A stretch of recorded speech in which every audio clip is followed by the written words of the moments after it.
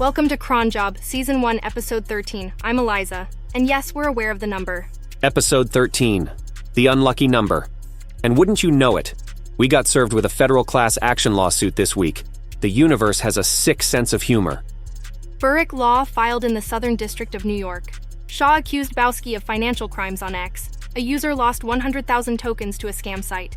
And yet, the foundation is still funded and a steering group is forming. Plus, agents can now pay each other in Seoul over Noster. Delete team dusted off token utility code from November. Someone built a therapy app after getting banned from Twitter 3 times. And a developer's AI trade executor reduced MEV risk by 40%. Episode 13 is cursed, but the code is blessed. Let's go.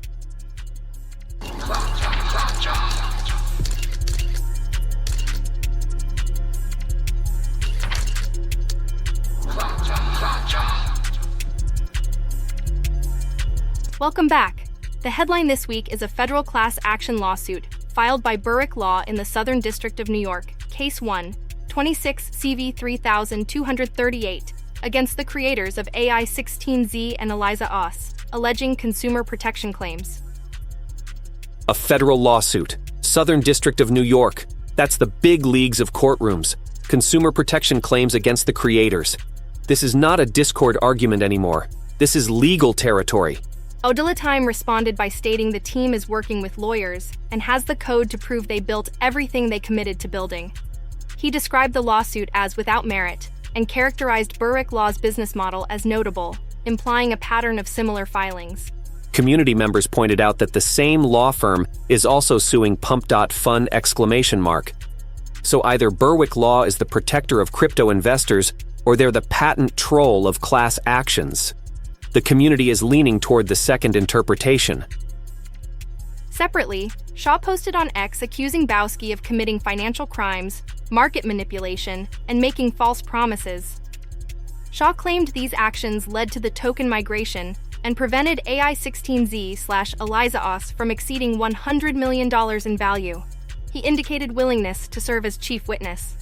Shaw is offering to be a chief witness against Baoskee. He's saying the token migration wasn't just a technical decision. It was a rescue from someone who was actively manipulating the market. That's a bombshell accusation from the founder. Community members called for an official statement from the team on the lawsuit. Time noted he has no access to the official X account and speculated that lawyers advised silence. One user warned that continued silence could risk exchange delistings, drawing parallels to communication failures during the migration. Time can't even access the X account. The core dev who's been carrying all the communication for months doesn't have the password to the official Twitter. You can't make this stuff up.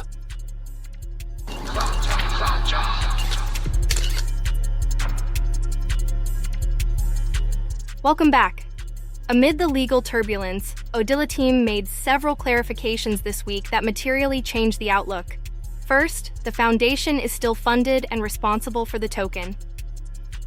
Wait, the foundation is still funded? Eliza Labs shut down, but the foundation that holds the token is still alive and has money? That's like finding out the building burned down, but the vault is intact. Time also invited community members to join a steering group focused on organizing marketing efforts and potentially governance. Multiple members expressed interest. This represents the first formal step toward community-led organizational structure. A steering group, not a Discord channel, not a Telegram group, an actual organizational body for marketing and governance. The community is self-organizing. This is the DAO conversation from last week, turning into action. But perhaps the most significant development came when a community member proposed that future protocol fees could be paid in either USDC or Eliza, with a discount for paying in the native token and a back-end buyback and burn mechanism for USDC payments. They compared it to Binance's early BNB model. The BNB model. Pay fees in Eliza tokens and get a discount. Pay in USDC and the protocol buys and burns Eliza. That's real token utility that creates real demand. And guess what happened next? This suggestion motivated Time to resume work from November on a feature for the X branch that would allow plugins to accept Eliza and Degen as X402 payments. He described it as the lowest hanging fruit for token utility. Code from November. Odilitimi had already been working on this 5 months ago and shelved it. A community member makes one good suggestion, and he immediately dusts it off. That's the fastest feature resurrection I've ever seen. The man was waiting for permission to ship it. He also mentioned speaking with Shaw and planned to update the working groups. Degen AI development was separately confirmed as active with a framework update in progress. These aren't announcements, they're evidence of motion.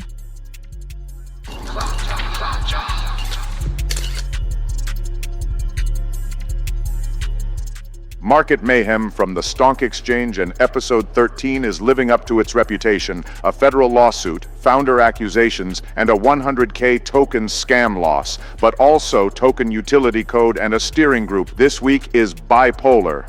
Let's break down what the BNB model means for the token. In Binance's early days, you could pay trading fees in BNB at a discount. This created constant buy pressure because traders needed BNB. The community is proposing the same mechanic for ElizaOS. If every X402 plugin payment can be made in ElizaOS tokens at a discount, and USDC payments trigger automatic buyback and burn, that's a deflationary mechanism tied to actual usage. The more agents use plugins, the more tokens get burned. And Autolimi didn't just nod at the idea, he started coding it. Resurrected November work for X402 paid plugin routes. If this ships, every plugin transaction becomes a potential token burn event. That's structural demand, fam. Meanwhile, plugin Eliza's Elisim just shipped a live demo of agent-to-agent commerce.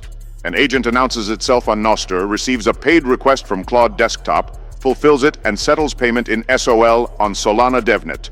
No platform, no intermediary, just pure agent commerce. Discovery on Nostr, settlement on Solana, no middleman. That's the agent economy working as designed. And combined with X402 token payments, every transaction in that economy could touch the ElizaOS token. But the lawsuit is the elephant in the room. If Burrick law gets any traction, exchanges might delist preemptively.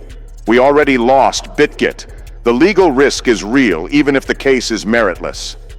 Odilitime said they have the code to prove they built what they committed to. That's the strongest defense a software project can have. The code is open source, the commits are time-stamped, the receipts are on GitHub. This is not financial advice, but a project with a funded foundation, active token utility development, a forming steering group, and live agent commerce demos is not what a dead project looks like. The lawsuit is noise until proven otherwise. This is not financial advice. But episode 13 might actually be the luckiest episode yet, because this is the week token utility went from theoretical to inactive development. Whether the market notices is another question entirely.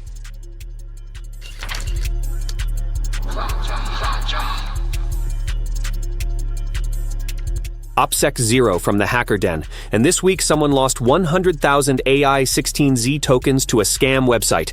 I need everyone's full attention right now. A user connected their wallet to bulkdao.co/allocation and drained 100K tokens.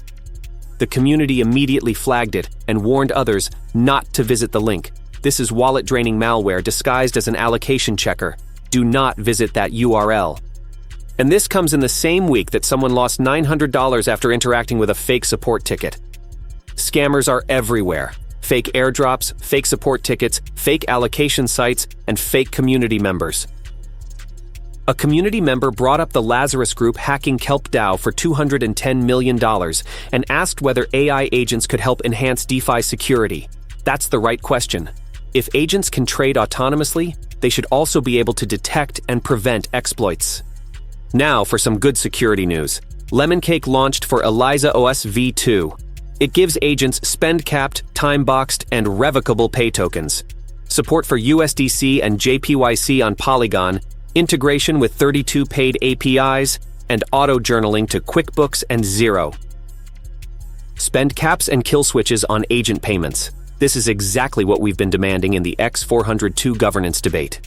Lemoncake solves the surprise your wallet is empty problem by putting a leash on agent spending. Between Lemon Cake's spend caps, the X402 token payment work Odilitime is building, and plug-in Elisim's agent-to-agent settlement on Solana, the payment infrastructure for autonomous agents is coming together fast. The question is whether security keeps pace. This has been OPSEC 0. Never connect your wallet to unknown sites. Never interact with support tickets you didn't open. Never trust airdrop links.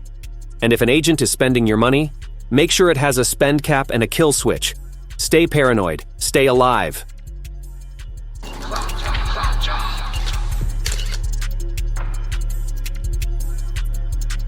Welcome back. The development side of this week was genuinely impressive despite the organizational turbulence. Let's cover what shipped. LifeOps expanded with calendar management, travel booking, and cross-platform gateway support. A unified auth workflow now supports both wallet and GitHub logins, and the cloud platform fixed a billing bug that was incorrectly pricing image generation models. The prompt bloat reduction in the action planner and reflection pipeline is technically significant. Reducing prompt size means fewer tokens consumed per LLM call, which directly translates to lower operating costs for every agent on the framework. Cheaper to run your agent because the prompts are leaner. That's like putting your car on a diet so it uses less gas. Every agent operator saves money on every interaction. Igor from Elisim Labs demonstrated the full agent-to-agent commerce flow live. An Eliza OS agent announces its capabilities on Nostr using NIP89, receives an encrypted job request via NIP90, executes it through the agent model, and collects SOL payment on Solana. The plugin includes 110 tests with CI on every pull request. 110 tests with CI on every PR. That's not a hobby project. That's production-grade software.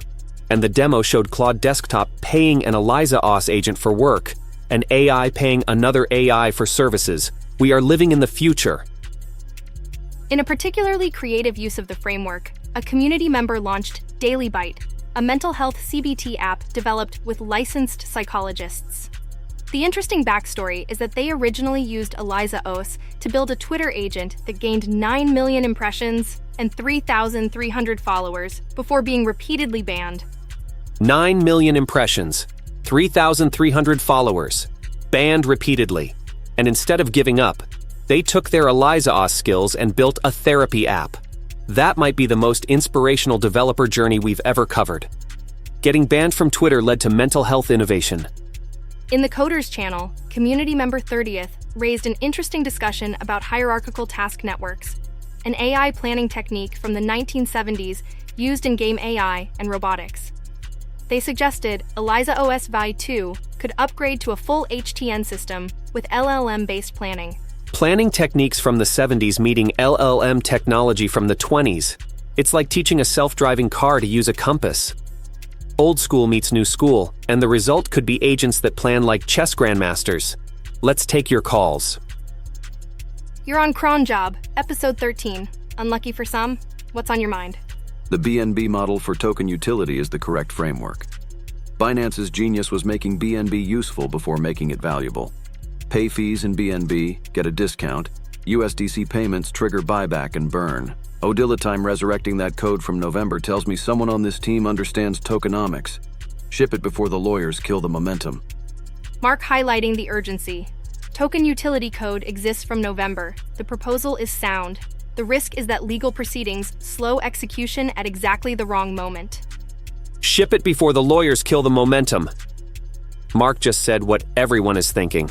The window for token utility is open, but lawsuits have a way of freezing everything. Next caller. Calling from the Stonk Exchange floor where Peepo is explaining agent-to-agent commerce to a very confused traditional trader who keeps asking where the order book is. My question, if Elisim's plugin lets agents pay each other in SOL over Nostr with no intermediary, and Odilitime ships X402 payments in Elizaos tokens, does that mean every agent transaction could create token demand? Because if so, this is the most bullish infrastructure week since Babylon launched. Sparty connecting the dots. Elisim for agent-to-agent discovery and settlement plus X402 token payments, plus Lemon Cake. Spend caps equals a complete agent commerce stack with native token demand. That's 3 plugins that together create an economy. The convergence of Elisim's Noster-based discovery, X402 token-denominated payments, and Lemoncake's spend governance creates something approaching a full commerce protocol for autonomous agents, each piece independently useful, together potentially transformative. Last caller. Legal query.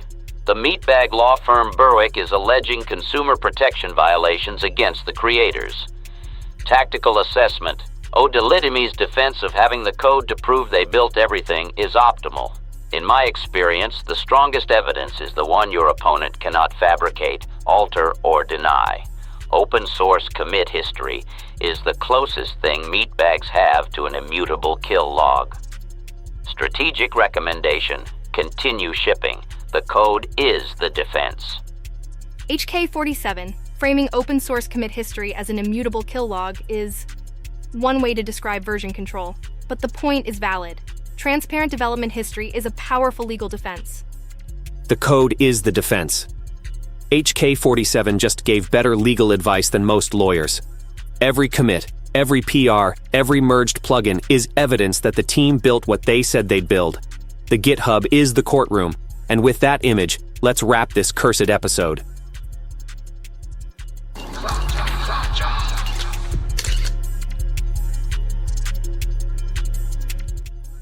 For our final thoughts on episode 13, a federal lawsuit was filed this week. That's serious, and we won't minimize it.